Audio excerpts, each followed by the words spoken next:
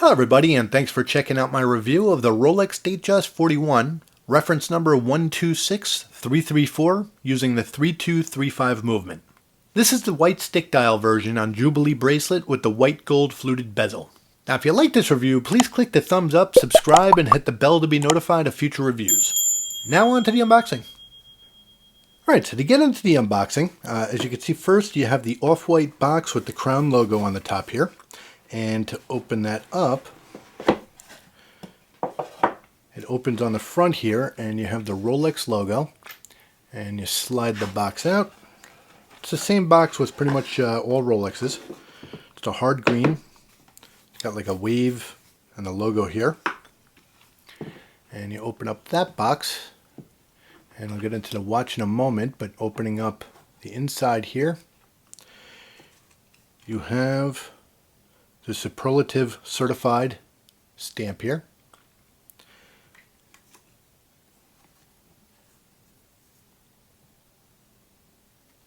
You have the Rolex tag, and then you have the serial number on the other side.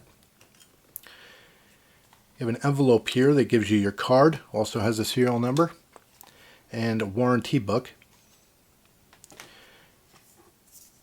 You have the instruction book.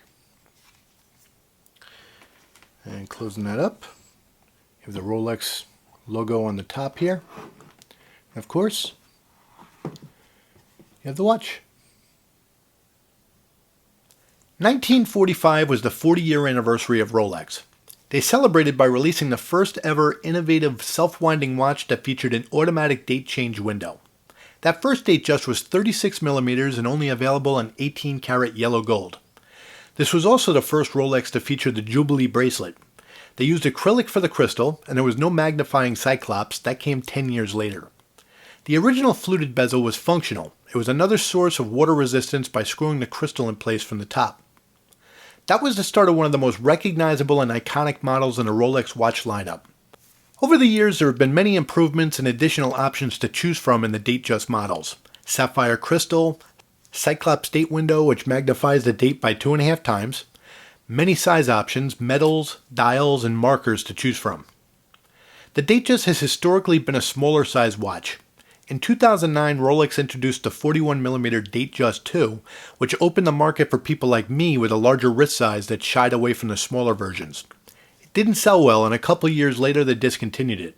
In 2016, they brought it back, naming it the Datejust41, and it's been there to stay.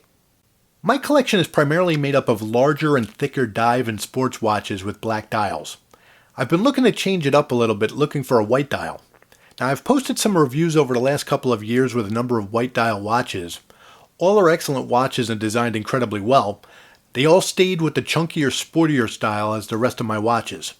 I wanted the Datejust41 as a change to the rest of my collection. 41mm is large for a Datejust but small compared to my other watches. I wanted the lume, which is why I chose the stick dial, which refers to the markers. I also wanted the Jubilee because I've read so many reviews that speak of the comfort of the bracelet. I initially preferred the flat bezel because I was nervous that with the Jubilee bracelet it would be too loud, but after looking closer at my brother-in-law's Datejust with the fluted bezel, I changed my mind about that. You see, when you're not underneath a jewelry store light, it's more low-key than you realize. Now, waiting for a Rolex is not exclusive to their sports models. I waited about 6 months for this watch and it was well worth it. This watch is exactly what I was looking for. The white dial is versatile and easy to read. The markers and hands are made of white gold and chromalite lume, which glows blue, and in my opinion it looks great on the white dial. The flat bezels are polished stainless steel. The fluted bezel is white gold, which Rolex calls Rolesor. That's what Rolex calls any of their watches made of gold and steel. The fluted finish is a really nice effect when it reflects light, and one of the other reasons I preferred it was that it didn't show scratches the way the flat bezels do. The solid monoblock oyster case is thin and curved along the sides. The crown is screw-in and it offers Rolex's twin lock for 100-meter water resistance. The flexibility is what makes the Jubilee so comfortable. The bracelet just drapes over the wrist. It's a 5-piece stainless steel link bracelet. The 3 inner links are polished and the outer links are brushed.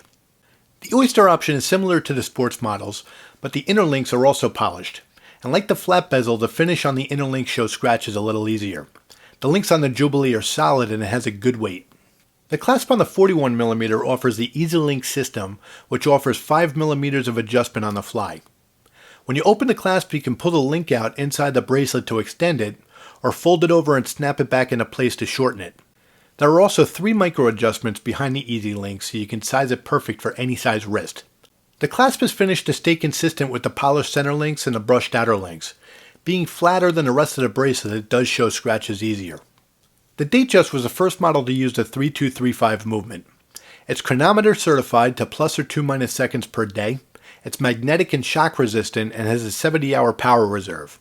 I've had this watch for 5 months. It's been less than a half a second accurate per day. It's the most accurate watch in my collection right now. Now, I brought this up in my Submariner review, and it holds true here. Where other brands rate their watches as water resistant to certain depths, Rolex rates theirs as waterproof. The Datejust is waterproof to 100 meters. Now here's a wrist shot. My wrist is 7.5 inches. Being the smallest watch in my collection, it took a little getting used to. The longer lugs in the white dial have it appear larger, so it felt at home on my wrist fast. The Jubilee is really comfortable as advertised. The space between the links vents it, which is great in warm weather. The word iconic can tend to be overused, but it fits with the Datejust. When you see it on the wrists of some powerful people in our history like Dr. Martin Luther King Jr., the Dalai Lama, to Dwight Eisenhower and Ronald Reagan, that's a huge statement to the brand and the model. When anyone that holds any interest at all in watches sees a Datejust, they automatically know what it is. There are many versions of the Datejust to choose from between dial colors, types of markers, materials, bracelet and bezel options, and sizes. There's a model that's right for anyone. I personally love that it is versatile enough that I could dress it up with a suit or down with a t-shirt and jeans and feel comfortable wearing it either way. The Datejust is easily an everyday watch and can be a one-watch collection. For me, it did exactly what I wanted it to do. It changed up my collection a little bit to be different from my chunkier sports watches. So I want to thank you very much for watching my review of the Datejust41. If you like this review, please click the thumbs up, subscribe, and hit the bell to be notified of future reviews. And please leave a comment below and let me know what you think of the Datejust. You can also find me on Twitter at DougFNJ, and you can find me on WatchYouSeek.com. So I want to thank you again for watching, be safe, and have a great day.